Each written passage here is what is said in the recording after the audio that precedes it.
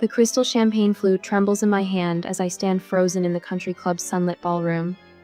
Around me, chattering guests admire the elaborate decorations, silver and pink balloons bobbing against the coffered ceiling, fresh peonies spilling from mercury glass vases, delicate butterfly confetti scattered across crisp white tablecloths.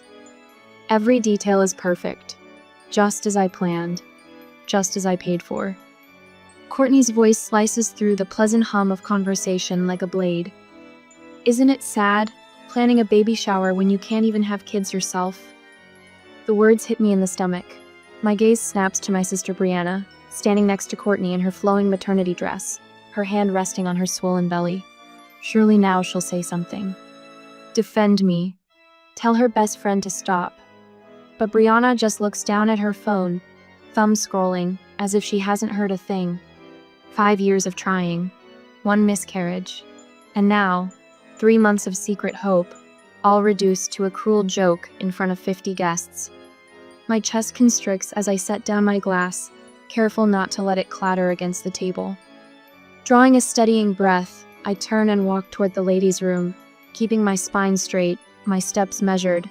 The weight of stairs presses against my back. Inside the restroom, I grip the marble counter, avoiding my reflection in the gilt-edged mirror. The check I wrote last week flashes through my mind, $2,250 for the venue, catering, and decorations. Not counting the additional $950 for the custom cake and party favors. The numbers swim before my eyes as I splash cold water on my face. My phone buzzes, a text from Mark. Everything okay? You've been gone a while. Water drips down my chin as I stare at his message. My sweet, protective husband, who wanted to say no when I insisted on hosting this shower. Who almost spilled our precious secret last week in the living room as we discussed the expenses. Not yet, I had whispered then, pressing my fingers to his lips. Not until we're past the 3-month mark. Now I square my shoulders, straightening the pale pink sheath dress I chose so carefully for today. I know what I have to do. When I return to the ballroom, Brianna stands with Courtney near the gift table, both of them laughing. The sound grates against my nerves as I approach. Oh, there you are. Brianna's voice drips with false brightness. We're about to start the games. We need to talk. My words come out quiet but firm. Brianna's smile slips. Can't it wait? We have guests. No, I meet her eyes. It can't. If this is about what Courtney said. Brianna rolls her eyes. She was just joking. Stop being so dramatic. The familiar dismissal.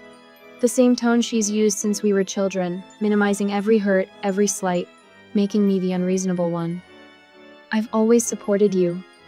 My voice remains steady even as tears burn behind my eyes. Every milestone, every celebration, even when it hurt. You couldn't do the same for me. Not once. Conversations around us fade to silence. Guests pretend to study their phones or the decorations while stealing glances at our confrontation. Ellen, Brianna starts, a warning in her tone. I'm done. The words fall between us like stones. Final, irreversible. I turn and walk away as she calls after me, her voice rising with indignation. Ellen, don't you dare walk out. Ellen. The valet brings my car quickly, perhaps sensing my urgency. As I slide behind the wheel, the tears finally break free. Through the blur, I see Mark hurrying from the building, worry etched on his face. He climbs into the passenger seat without a word. My phone lights up with incoming texts. Brianna, Mom, even Courtney. With trembling fingers, I silence it, then drop it into the console. In the rearview mirror, the country club grows smaller, its elegant facade shrinking until it disappears around a bend, just like the illusion that my sister ever truly cared about my feelings. Mark's hand covers mine on the steering wheel. Let me drive. I shake my head, gripping the wheel tighter. I need to do this myself. The late afternoon sun slants through the windshield as we head home, casting long shadows across the dashboard. Behind us lies more than just a ruined baby shower, but the moment I finally stopped accepting scraps of love from people who should have given me the whole feast. Would you have stayed at the shower or walked away? What I did next would change my family forever. The next morning, the phone buzzes against my nightstand for the 17th time since dawn. Without looking, I know it's either Brianna, Mom, or one of their reinforcements ready to explain why I'm the villain in yesterday's baby shower drama. My head throbs as I stare at the ceiling, watching morning sunlight paint shadows across the textured surface. Mark's warm hand squeezes mine. You don't have to look at any of it. But I do. 32 text messages glare back at me, each one a fresh accusation. Mom's words leap from the screen. How could you embarrass your sister like this? Not a single mention of Courtney's cruelty or Brianna's silence. My stomach churns as I scroll through the digital pile of guilt. The voicemail notification blinks. A crisp, professional voice from the catering company inquires about the remaining $900 balance. My finger hovers over the callback button before I type a simple response. Please contact Brianna, I'm no longer involved. Steam rises from the chamomile tea Mark sets beside me. The familiar scent brings back a flood of memories, always being the responsible one, the reliable sister, the family ATM. I close my eyes, remembering the day Mom convinced me to give Brianna my college fund. She needs it more than you do, Ellen. You're so good with money. You'll figure something out. And I did figure it out. 4 years of working full-time while taking night classes, sleeping 4 hours a night, eating ramen noodles to save every penny. Meanwhile, Brianna spent weekends at South Padre Island with her sorority sisters, her Instagram feed a constant reminder of my sacrifice. You're the responsible one, Mom would say whenever I questioned the fairness. Dad would bury himself deeper in his newspaper, his silence an accomplice to the family's favorite myth. Ellen can handle it. Ellen doesn't mind. Ellen will understand. The baby shower wasn't the cause. It was just the final brick in a wall built over decades. A pounding at the door shatters our 3 weeks later quiet Sunday morning. Mark touches my shoulder, but I shake my head. Bryn, this needs to end. Brianna burst past Mark, her face flushed red against her cream-colored maternity dress. You humiliated me? In front of everyone? Her voice bounces off our living room walls, disturbing the peace we've built in this home. I set down my tea with deliberate calm. The caterer needs to be paid. That's your responsibility. Brianna's hands shake as she jabs a finger toward me. You're my sister. You can't just walk out and stick me with the bill. Like you stuck me with your student loans? The words slip out before I can stop them, years of resentment crystallizing into sharp truth. That was different. Brianna's voice rises higher. Mom said a lot of things. My own voice stays quiet, steady. And I believed them all, not anymore. Mark steps between us, his shoulders squared. You need to leave now, Brianna. She blinks, as if seeing him for the first time. This is between me and my sister. No, I stand, drawing strength from Mark's presence. He's right, please leave. You can't be serious. Brianna's laugh holds a note of hysteria. After everything I've put up with from you? Put up with? The words taste bitter in my mouth. Name one thing, Brianna. One sacrifice you've made for me. Her silence fills the room like smoke. Leave now, I say quietly, or I'm calling the police. Something dangerous flashes in her eyes. She stalks to the door, then turns, one hand resting on her swollen belly. You'll never meet my baby. The door slams with enough force to rattle our wedding photo off the wall. The frame hits the hardwood floor with a crack, spiderweb fissures spreading across the glass. As I bend to pick it up, the first sob escapes my throat. Mark's arms wrap around me as I sink to the floor, the broken frame clutched against my chest. Outside, Brianna's car screeches away and I catch glimpses of curious neighbors peeking through their curtains. It's over, I whisper, but even as the words leave my lips, I know better. The text alert chimes again, Mom's name appearing on my screen like a harbinger. Brianna wasn't done yet, and neither was my mother. Through the tears, I press my hand against my own belly, where our secret still grows. 3 months and 6 days, the greatest reason of all to finally break free. At the office, one Tuesday morning, the quarterly financial reports swim before my eyes as I squint at my computer screen. 4 weeks have passed since the baby shower disaster, and I've thrown myself into work, finding comfort in the orderly rows of numbers. My hand strays to my stomach, still flat beneath my pencil skirt, but holding our precious secret. The intercom crackles. Ellen? Jenny's voice wavers, setting off instant alarms. My usually unflappable assistant never sounds uncertain. Your sister is here. My fingers freeze on the keyboard. Through the glass walls of my office, I spot Brianna's familiar floral maternity dress, her rounded belly preceding her as she storms past the reception desk. Two junior analysts quickly avert their eyes, suddenly fascinated by their monitors. "Tell her I'm in a meeting." The words barely leave my mouth before Brianna's voice booms through the office. "You can't hide from me forever." She sweeps past cubicles, clients from Morton Financial watching open-mouthed from the conference room. "You owe me $3,000. Security arrives as she reaches my door. Steve from the lobby and Marcus from the 4th floor. I remember bringing them Christmas cookies last year. Now they flank my sister, their faces professionally blank. "Ma'am, you need to leave." His voice carries the weight of authority. "That's my sister in there." Brianna jabs a finger toward my office. "She ruined my baby shower and stuck me with the bill." The walls of my corporate sanctuary crumble as her accusations echo. Years of careful reputation building, countless late nights proving myself, all threatened by this spectacle. My hands tremble as I gather my purse and keys. "You have exactly 30 seconds to exit the building," Marcus warns her, "or we'll escort you out."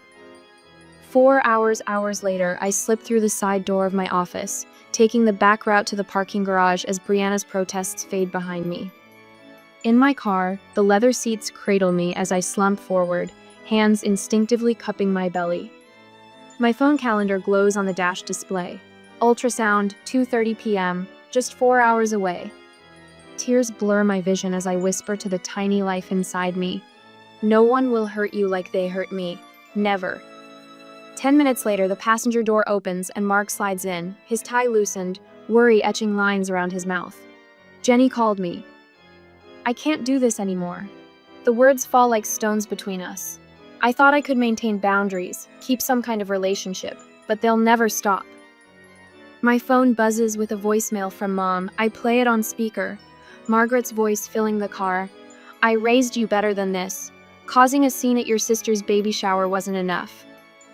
Now you're humiliating her in public?" Before I can respond, a text from Dad appears. "Your mother is very upset. Can't you just pay it? For peace in the family?" An email notification pops up next, Courtney's name making my jaw clench. "Sorry if you were offended by what I said at the shower. You're being way too sensitive about this whole thing." Mark reaches for my phone, but I beat him to it, blocking each number with quick, decisive taps. A weight lifts with each press of the button. A knock on my window makes me jump. Janet from accounting stands there holding 2 paper cups, concern softening her features. When I roll down the window, steam carrying the scent of chamomile wafts in. "I thought you might need this." She hands me a cup. "I watched my sister try to destroy my career when I wouldn't give her $10,000 for her business scheme." Sometimes family is just a word. It's the people who actually support you that matter. As if summoned by her words, my phone lights up with a text from Mark's parents. "We're here for both of you. Always. Love, Mom and Dad S." That evening, Dr. Matthews adjusts her glasses as she reviews my file. "The stress levels you're describing concern me. Have you considered speaking with someone about this family situation?" I smooth my shirt over my belly. "I started seeing a therapist last week. She's helping me see the pattern. How they've always used money and guilt to control me." "Good." She makes a note in my chart. "Because what I'm about to show you needs to be a happy moment." The ultrasound screen flickers to life. A rapid whooshing fills the room, our baby's heartbeat, strong and steady. Mark's hand finds mine as a tiny form appears, arms and legs clearly visible now. "Everything looks perfect," the technician smiles. "Would you like to know the gender?" Tears spill down my cheeks, but they're different from the ones I shed in my car this morning. Mark kisses my forehead, his own eyes glistening. "This is our family now." I watch our baby shift and stretch on the screen, already showing signs of the person they'll become. The person I'll protect with everything I have. I'm going full no contact with all of them. I tell Mark as we walk to our car afterward, the ultrasound photos clutch to my chest. No more chances, no more manipulation. Our baby deserves better than that toxic legacy. He pulls me close, one hand resting protectively over mine on my stomach. "What I need, we're in this together." The setting sun paints the sky in shades of pink and gold, a beautiful ending to an ugly day. But as we drive home, my phone lights up with a number I don't recognize. My mother's voice fills our voicemail, and I realize with a sinking heart that the most painful betrayal was still to come. Next week, Tuesday, the security camera arrives in a plain brown box. Mark turns it over in his hands while I review the installation instructions, both of us sitting at our kitchen table in the gray morning light. 5 weeks since the baby shower disaster, and still the emails pour in, the texts multiply, the voicemails stack up. Should be simple enough to mount, he says, reaching for his coffee. I'll put it up this afternoon. My fingers trace the smooth edge of the instruction manual. I never thought I'd need cameras to protect myself from my own sister. The words hang between us, heavy with the weight of what Brianna's impromptu visit last week forced us to do. The memory of her pushing past Mark, storming through her living room, screaming about the unpaid catering bill, floods back. Even now, my shoulders tighten at the thought of her rage-twisted face. My phone buzzes. Another text from Mom, which I delete without reading. The growing baby inside me responds with a flutter, as if sensing my stress. I rest my hand on my stomach, still flat enough to hide our secret. I spoke with HR yesterday, I tell Mark. They're updating security protocols. No visitors without advance approval. He nods, jaw tight. We both remember last week Brianna bursting into my office, making a scene in front of clients, security having to escort her out. My cheeks still burn when I think about explaining to my boss. The cease and desist letter sits on our counter, ready to be mailed. The attorney's firm letterhead catches the morning light. No further contact. No attempts to visit my home or workplace. No contact through third parties. Each line was carefully crafted to build a wall between me and the family who never protected me. We should document everything, Mark says, pulling out his laptop. Every call, every text, every attempt to contact you. Build a paper trail. I watch him create a spreadsheet, methodically entering dates and times. My practical, protective husband, the man who held me through tears when I discovered the truth about my inheritance. The doorbell rings. We both freeze. Mark moves first, checking the front window. It's your mother. My heart pounds as I peek through the curtains. Mom stands on our porch, clutching her designer purse, wearing the floral dress she saves for guilt trips. When she spots me, she waves, lips curved in a smile that doesn't reach her eyes. Ellen, sweetheart, I know you're home. I just want to talk. I step back from the window, hands trembling. I can't do this today. You don't have to, Mark says. His voice carries the quiet strength I've come to rely on. We have a plan, remember? I nod, moving away from the door as Mom's knocking grows more insistent. Mark documents the time and date in his spreadsheet while I retreat to our bedroom. Through the wall, I hear Mom's voice rising, threatening to call the police herself if we don't open up. My phone rings the doctor's office. My afternoon appointment. Mom's voice fades as I confirm the time, clutching the phone like a lifeline. She left and I took my stuff, so we went to see the doctor. Later, in the sterile calm of the medical waiting room, I let myself breathe. Safe space. Just me, my baby, and the quiet hum of the air conditioning. Until Mom's voice slices through the peace. Ellen, thank goodness I caught you. My head snaps up. She stands in the doorway, face flushed with triumph. Other patients look up from their magazines, curious about the disruption. Ma'am, you can't be here. My doctor's voice, firm and professional, cuts through the tension. This is a private medical facility. Mom's eyes fill with tears, always her favorite weapon. I just want to talk to my daughter. Ellen, please. The nurse touches my arm. Dr. Williams says you can use the back exit. Follow me. As I hurry through the staff area, Mom's sobs echo behind me. I'm your mother. You can't shut me out. But I can. I will. That evening, I sat at our dining room table, surrounding myself with bank statements and old financial records. The truth emerges in stark black and white: $47,000 borrowed from my inheritance when I was in college. Money that funded Brianna's spring break trips, her first car, her endless shopping sprees. Mark's hands clench when he sees the total. They've been using you your entire life. The realization settles like ice in my stomach. Every sacrifice, every loan, every expectation that I would give and give while Brianna took it all traces back to this fundamental betrayal. My attorney answers on the second ring. Sandra, I need your help protecting what's mine. The next morning, I mail 2 letters. The first, a formal demand for repayment of my inheritance. The second, notice of a restraining order against Brianna. Dad calls within the hour, his voice shaking. We can't possibly pay that now, Ellen, you know that. Then we'll let the courts decide. Your mother is beside herself. How could you do this to us? The old guilt rises, but I push it down. How could you steal from your own daughter? Silence stretches between us, then, you would bankrupt your own parents? You made your choice years ago, Dad. Now I'm making mine. I hang up as tears spill down my cheeks. Mark wraps his arms around me and I lean into his strength. 3 days later, an email arrives from Courtney. A formal apology carefully worded by her lawyer. Brianna texts an hour later, suddenly sweet, talking about family healing and moving forward together. Mom and Dad's tone shifts too. No more demands or guilt trips. Their messages turn cautious, respectful. They know I have proof of their financial manipulation. Know I'm not afraid to use it. But as I file away Courtney's apology and block Brianna's number, I smile. They have no idea what's coming next. No idea that in 6 months they'll learn about their grandchild through a Facebook post. No idea that their actions today have sealed their fate. I rest my hand on my growing belly, feeling stronger with each kick against my palm. We're going to break this cycle. I whisper to my baby. You'll never know what it's like to be used by the people who should love you most. Mark's hand covers mine. Ready to set up those atonal cameras? I nod, standing straighter. Ready for everything. 6 months later, the morning light streams through our nursery's bay window, casting golden patterns across the buttercup yellow walls. 6 months have passed since that day at the country club. 6 months of blessed, quiet, broken only by the gentle swish of paint rollers and the soft discussions of nursery furniture placement.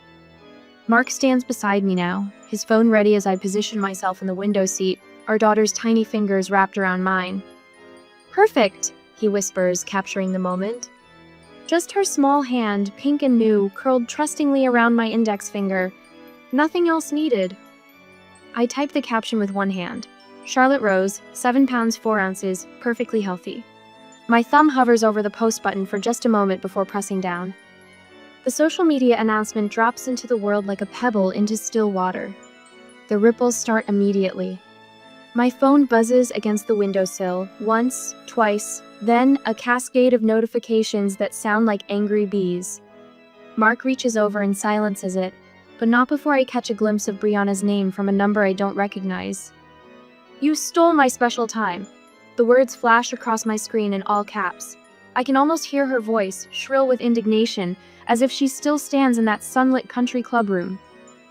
Mark reads over my shoulder as more messages pour in. An email from Mom appears with grandmother rights in the subject line, followed by a wall of text about legal obligations and family duties. Dad's voicemail notification pops up next. Play it, I tell Mark. He puts it on the speaker. We had to find out from Facebook? Dad's voice carries that familiar, disappointed tone, the same one he used when I refused to give Brianna my car after college. Ellen, this isn't how the family behaves. I pick up Charlotte from her bassinet, breathing in her sweet powder scent. Read them all, I say to Mark. My voice stays steady, the same way it did that day at the shower when I finally said enough. He scrolls through each message, and after reading them aloud, deletes them one by one. They don't deserve you, he says quietly. Either of you. 4 days later, I came home, the same day the doorbell rings. Through the front window, I see Dad standing on our porch. He clutches a stuffed bear in one hand, its price tag still dangling from its ear. The sight sends an unexpected pang through my chest, not of longing, but of something closer to pity. I'll take Charlotte, Mark offers, but I shake my head. She stays with me. I grab the baby monitor anyway, a habit now ingrained, and step onto the porch. The October air carries a hint of wood smoke from somewhere in the neighborhood. Ellen. Dad's voice cracks a little. The bear dangles forgotten at his side. Your mother is heartbroken. I lean against the doorframe, studying his face. The lines around his mouth have deepened since I last saw him. Did you ever ask what Courtney said to me that day? He shifts his weight, eyes dropping to the welcome mat. Did you ever once stand up for me, Dad? Even once? The silence stretches between us like a physical thing. A car passes on our quiet street. Someone walks their dog across the way, waving cheerfully. I don't wave back. Your mother won't accept this, he finally says, his voice small. You have a choice. The words come out clear and firm, carried on the crisp autumn air. Either you respect my boundaries, all of them, or you don't see us at all. No more showing up unannounced. No more guilt trips. No more letting Mom or Brianna use you as their messenger. He clutches the bear tighter, its fuzzy head twisted in his grip. Ellen, please, we're family. That's right, we are. And family should protect each other, not tear each other down. I straighten up, my hand on the door handle. Those are my terms, Dad. The choice is yours. Your mother won't, he starts again. That's her choice, I cut in, just as this is mine. He looks at me for a long moment, this man who taught me to ride a bike but never taught me to stand up for myself. Finally, he sets the bear down on the porch step and turns away. His footsteps echo against the concrete, growing fainter until I hear his car door slam. Inside, Mark sits in the living room rocking chair, Charlotte asleep against his chest. You okay? He asks softly. I pick up the bear from the porch, brush off its fur, and set it on the entry table. A smile spreads across my face, genuine and free. For the first time in my life, I tell him, I truly am. Charlotte stirs in her sleep, making those tiny bird sounds that fill my heart. Mark's arms tighten around her protectively as I settle onto the couch beside them. Outside, the autumn wind whispers through our garden, where next spring's bulbs lie waiting beneath the soil. Like those dormant flowers, our story isn't over, it's just beginning. A year later, the morning sun filters through the paper lanterns strung across our backyard, casting rainbow patterns on Charlotte's curls as she toddles toward the flower beds. Our guests laugh and chat around tables decorated with fresh-cut roses from my Gardeno Country Club formality here, just genuine warmth and joy. Go on, sweetie. Show Grandma Carol how you smell the flowers. I guide Charlotte's tiny hand toward a fragrant bloom. Mark's mother kneels beside us, her silver hair glinting in the sunlight as she helps steady Charlotte's first wobbly steps. Just like that, Carol coos, gentle now. Her eyes meet mine, filled with the pure love I never saw in Margaret's gaze. Charlotte scrunches her nose and lets out a delighted giggle as she bends toward the rose. The sound of car doors slamming draws my attention to the driveway where Janet and her husband arrive carrying a wrapped package. She waves, weaving between the scattered lawn chairs where our chosen family gathers to celebrate Charlotte's first birthday. No crystal champagne flutes or printed place cards, just paper plates, homemade cake, and people who love us exactly as we are. You've outdone yourself, Janet says, surveying the casual spread. Though I suspect this party cost a fraction of that other one. She squeezes my arm, understanding in her eyes. I shake my head, smiling, and worth every penny more. The morning mail sits unopened on the kitchen counter where Mark left it, except for one small package he placed apart from the rest. No return address, just my name in familiar handwriting. Inside, I found a vintage silver baby spoon, delicate scrollwork etched along its handle. The note beneath read simply, I was wrong. I'm sorry. When you're ready, I'd like to meet my granddaughter. Love, Dad. No manipulation, no guilt, just 9 words that acknowledge what I've known all along. I tucked both items into Charlotte's memory box, next to her hospital bracelet and first curl. Someday we'll decide. I whispered to her sleeping form. When you're old enough to understand why boundaries matter more than blood. The party flows around us like a gentle stream. Mark grills burgers while his father entertains Charlotte with funny faces. My friend Susan's twins push her on the baby swing we installed last month. This is what family should feel like: easy laughter, steady support, love without conditions. Later, as the afternoon mellows into evening, I carry Charlotte to her favorite spot in the garden. See the butterfly? I point to a monarch landing on the purple coneflowers. They're free to fly wherever they choose, just like you'll be. The memory of that baby shower confrontation feels distant now, like watching a storm through thick glass. The lightning still flashes, but it can't touch us anymore. We settled the financial mess through attorneys, no direct contact needed. The money meant nothing compared to the peace we found. Mark joins us, his arm sliding around my waist. The setting sun paints the garden in soft gold as our remaining guests help clean up, everyone pitching in without being asked. This is the legacy I choose for Charlotte people who show up, who stay, who lift each other up without keeping score. Later that night, after the house falls quiet, I set up my phone in the nursery. Charlotte sleeps peacefully in her crib, unaware that I'm recording a message for her future self. My darling girl, I begin, voice soft but sure. Family isn't just about shared blood, it's about the people who choose you, again and again. Who celebrate your joy without trying to dim your light. Who love you not because they have to, but because they want to. Mark appears in the doorway, drawn by my voice. He slides down to sit beside me, our shoulders touching. You'll never have to earn love, I continue, one hand drifting to rest on my stomach where another miracle grows, still too early to share. You'll never have to shrink yourself to make others comfortable.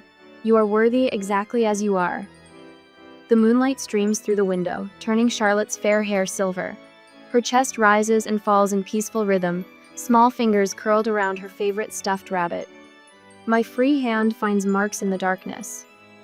Your daddy and I promise you'll grow up knowing what took me years to learn, that sometimes the greatest act of love is drawing a line in the sand and saying no more. My voice catches, but I push through. That forgiveness doesn't always mean letting people back in, that you can wish others well from a safe distance. We sit in comfortable silence after I end the recording, watching our daughter sleep. The weight of the silver spoon in her memory box feels lighter now, a reminder rather than a burden. Perhaps someday we'll build a bridge across the canyon of past hurts. Or perhaps we'll simply acknowledge that some distances serve their own kind of peace. I rest my head on Mark's shoulder, breathing in the lingering scent of birthday cake and garden roses. Through the window, fireflies dance in the summer darkness, their light a reminder that beauty can emerge from the darkest spaces when given room to grow. Ready for bed? Mark whispers, helping me to my feet.